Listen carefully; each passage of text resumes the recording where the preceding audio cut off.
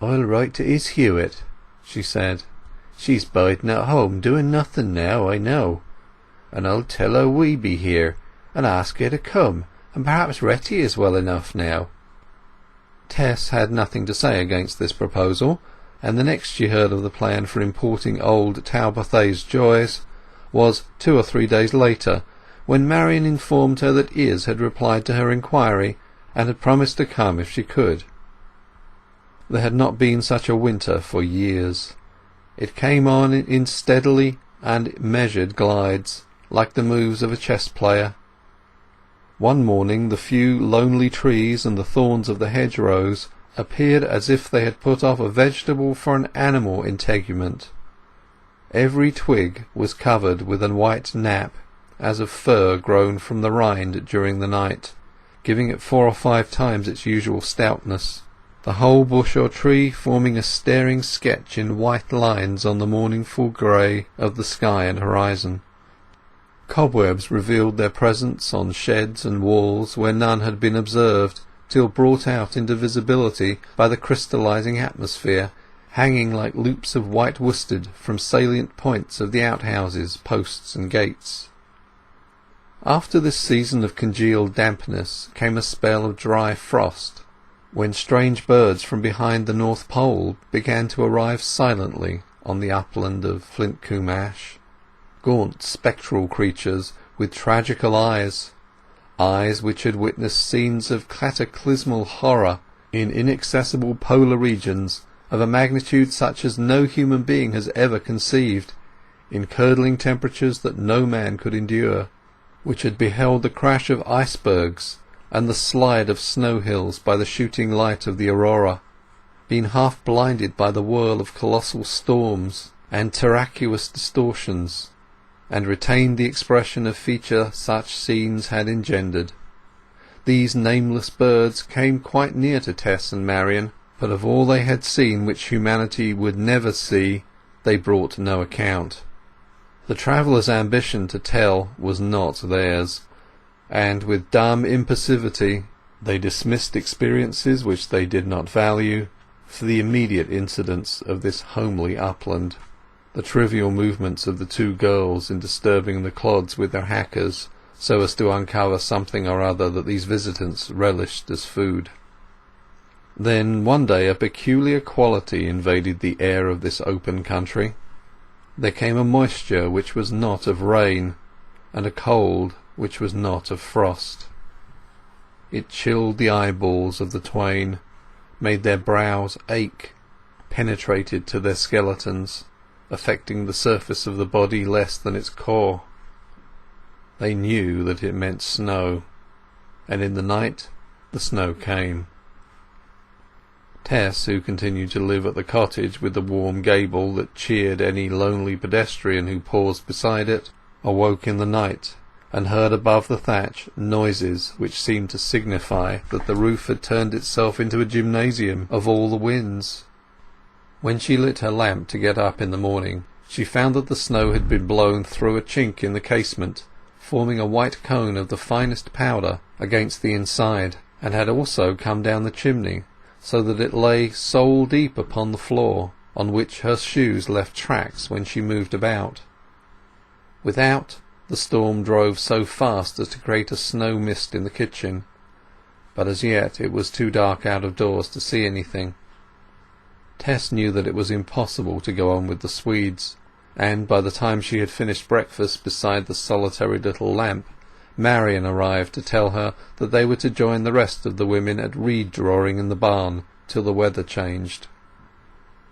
As soon, therefore, as the uniform cloak of darkness without began to turn into a disordered medley of greys, they blew out the lamp, wrapped themselves up in their thickest pinners, tied their woollen cravats round their necks and across their chests, and started for the barn. The snow had followed the birds from the polar basin as a white pillar of a cloud, and individual flakes could not be seen. The blast smelt of icebergs, Arctic seas, whales, and white bears, carrying the snow so that it licked the land but did not deepen on it. They trudged onwards with slanted bodies through the flossy fields, keeping as well as they could in the shelter of hedges, which, however, acted as strainers rather than screens. The air, afflicted to pallor with the hoary multitudes that infested it, twisted and spun them eccentrically, suggesting an achromatic chaos of things. But both the young women were fairly cheerful. Such weather on a dry upland is not in itself dispiriting. "Ah, the cunning northern birds knew this was a-coming," said Marian. "Depend on't.